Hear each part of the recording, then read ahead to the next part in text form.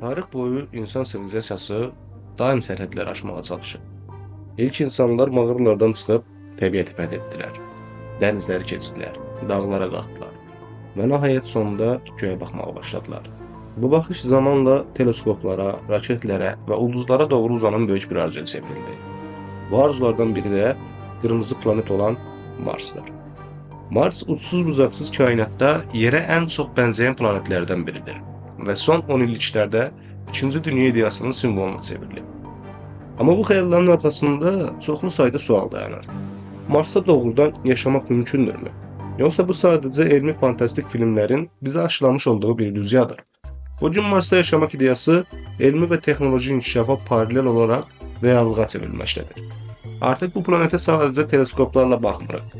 Ora robotlar göndəririk, torpağını araşdırırıq və sabah insan ayağının dəyəcəyi gün üçün planlar qururuq. Gəlin özümüzə bir sual verək. Marsda həyat mümkündürmü? Mars səthi atmosferi və ümumi şəraiti ilə yerdən tamamilə fərqlənən bir planetdir. Burada həyat qurmaq istəyi yalnız ora enməkdən ibarət deyil. Əsl problem orada qalmaq, yaşamaq və nəsil artırmaqdır. Gəlin Marsda yaşamaq üçün lazım olan əsas şərtlərə və bu şərtlərin hazırda hansı vəziyyətdə olduğunu daha yaxından baxaq. Mars Günəş sistemində 4-cü planet sayılır. Yer kürəsindən orta hesabla 225 milyon kilometr uzaqdadır. Günlər orada təxminən yer günləri qədər 24 saat 37 dəqiqədir. O da insan biometrlərinə nisbətən uyğun gəlir. Amma hər şey bununla bitmir. Marsın cazibə qüvvəsi yerdən 62% zəifdir və bu uzun müddətdə insan bədəni üçün ciddi təsirlər yarada bilər. İkinci əsas məsələ atmosfer və oksigen problemidir. Marsın atmosferi demək olar ki, tamamilə karbon qazından ibarətdir. Təxminən 95%. Yer atmosferi ilə müqayisədə oksigen çox azdır və insan üçün yararsızdır. Bununla yanaşı atmosfer təzyiqi də çox aşağıdır. Əgər bir insan xüsusi geyim olmadan Marsa çıxarsa, saniyələr içində huşunu itirər və yaşamaq şansı olmaz. NASA bu problemin öhdəsindən gəlmək üçün MOXIE adlı cihaz sınaqdan keçirdi. Bu cihaz Mars atmosferindəki karbon qazından oksigeni ayırmağa çalışır. İlk testlər uğurlandı. Bu gələcəkdə Marsda oksigen istehsal etməyin mümkün olacağına dair ümid verir. Lakin hələlik bu texnologiya ilkin mərhələdə hesab olunur. Digər əsas şərtimiz sudur. Həyatın var olması üçün ən vacib element su hesab olunur. Marsda səth altında və qütb bölgələrində donmuş halda su buzları mövcuddur. Lakin bu buzların əridilib istifadəyə yararlı hala gətirilməsi üçün böyük enerji mənbələrinə və infrastruktur quruluşa ehtiyac var. Hazırda bu Marsda həyatın mümkünlüyü üçün ən ciddi çağırışlardan biridir. Eyni zamanda su təkcə içmək üçün deyil, oksigen istehsalı, kənd təsərrüfatı və tikinti işləri üçün də vacibdir. Yəni su mənbələrinin düzgün işlənməsi Marsdakı insan həyatının davamlılığında həlledici rol oynayacaq. Radiasiya təhlükəsi. Marsın yerdə kimi maqnit sahəsi yoxdur. Bu isə Günəşdən və kosmosdan gələn yüksək radiasiyaların Marsın səthinə birbaşa düşməsi deməkdir. Belə radiasiya insan sağlamlığı üçün olduqca zərərlidir. Uzun müddət bu şəraitdə yaşamaq xərçəng və digər genetik xəstəliklərə səbəb ola bilər. Bu problemin həlli üçün yerin altında yerləşən yaşayış məskənləri qurmaq və ya qalın radiasiya əleyhinə qoruyucu materiallardan istifadə etmək düşünülür. Bəzi ideyalarda Marsda təbii boruların baza qurmaq planları da var. Çünki bu borular radiasiyadan qorunmaq üçün təbii sığınacaq rolunu oynaya bilər. İqlim şəraiti və temperatur. Gəlin biraz da buna baxaq. Marsda temperatur gündüzləri -20 dərəcə, gecələri isə -125 dərəcəyə qədər düşə bilər. Qlobal şəkildə buzlu və toz fırtınaları ilə doludur. Bu da insanların açıq havada qalmasını mümkünsüz edir. İstilik üçün nüvə enerjisi, geotermal sistemlər və günəş panelləri təklif olunur. Lakin günəş enerjisi Marsda daha zəifdir. Çünki Günəşdən olduqca uzaqdır. Marsda şəhərlər tikmək mümkün deyil.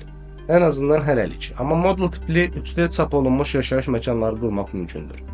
NASA'nın Habitat Challenge layihəsində bir çox komandalar bu yöndə real təkliflər irəli sürüblər. Elon Musk'ın SpaceX şirkəti isə gələcəkdə minlərlə insanı Marsa daşıyaraq orada şəhər tipli koloniyalar qurmağı planlaşdırır. Digər problemimiz isə enerji mənbələridir. Marsda enerji mənbələri çox məhduddur. Günəşin enerjisi isə olduqca zəifdir. Amma yenə də istifadə edilir. Əsas ümid nüvə enerjisinə bağlanıb. NASA Kilopower adlı mini nüvə reaktorları üzərində testlər aparır. Bu kiçik reaktorlar bir neçə ailənin yaşayış məkanını və hidroponik təsərrüfatı işıqla təmin edə bilər. Olduqca qəliz bir atmosferə sahib olan Marsda digər bir problemimiz qida və kənd təsərrüfatıdır. Marsda heç bir canlı orqanizm yoxdur. Nə heyvan, nə də bitki. Bu səbəbdən qida təminatı da ciddi problemdir. Əvvəlcə yerdən aparılan qidalarla ehtiyaclar qarşılanacaq. Lakin uzun müddətli yaşayış üçün bu mümkün deyil. Elmi tədqiqatlar göstərir ki, müəyyən şərait yaradılarsa, Mars torpağında bitki yetişdirmək mümkündür. Hidroponik sistemlər və istixanalar vasitəsilə ərzaq yetişdirməsi planlaşdırılır. Hətta bu mövzu Hollywoodun The Martian filmində də göstərilmişdi. Baş qəhrəman Marsda kartof əkərək sağ qalırdı. Marsda yaşamaq təkcə texnoloji deyil, həm də psixoloji bir mübarizədir. Təsəvvür edin, yer kürəsindən milyonlarla kilometr uzaqda təcrid olunmuş qaynaqlarla dolu bir mühitdə aylarla, illərlə qalmaq. Bu insanın ruh sağlığına ciddi təsir edə bilər. Qapalı məkanlar, təklik, eyni insanlarla uzun müddət təmas, bütün bunlar insan münasibətlərində stres və qarşıdurmalara səbəb ola bilər. Ona görə də psixoloji hazırlıq və sosial uyğunlaşma Marsda koloniya qurmaq qədər əhəmiyyətlidir. Sonda isə səyahət və nəqliyyat problemi var. Marsın səthi dağlıq və tozlu olduğu üçün xüsusi təchizatlı nəqliyyat vasitələri lazımdır. Hazırda NASA və SpaceX bu istiqamətdə rover texnologiyaları təkmilləşdirir. İnsan daşımaq üçün isə əsas plan SpaceX-in Starship raketidir. Bu raketlə gələcəkdə yüzlərlə insan birbaşa Marsa göndərilə bilər. Mars arzusu reallığa çevrilə bilərmi? Marsda yaşamaq bu gün üçün hələ tam reallıq deyil, amma artıq xəyaldan çıxaraq elmi planlara çevrilib. İnsanoğlu ayda iz buraxdığı gündən bu yana bir addım daha uzağa Marsa çatmağın yollarını axtarır. Texnologiyalar inkişaf edir, sınaqlar aparılır, beynəlxalq əməkdaşlıqlar qurulur. Artıq bu ideya yalnız film ssenarisi deyil. Bəli, Marsda yaşamaq çətindir, bahalıdır və risklidir. Amma eyni zamanda bu mümkündür. Əgər insanlıq bircə şəkildə çalışsa, bu məqsədə çatmaq realdır. Ola bilər ki, bir neçə 10 illikdən sonra uşaqlar məktəbdə ilk Mars koloniyası barədə dərs keçsinlər. Bəlkə də gələcəyin ünvanlarında Mars şəhəri sektor 1 kimi qeydlər olacaq. Mars sadəcə bir planet deyil, insan iradəsinin, elm və texnologiyanın haralara qədər gedə biləcəyinin bir simvoludur. Bu yolda qarşıdakı sual budur. Biz ora getməyə hazırıqmı?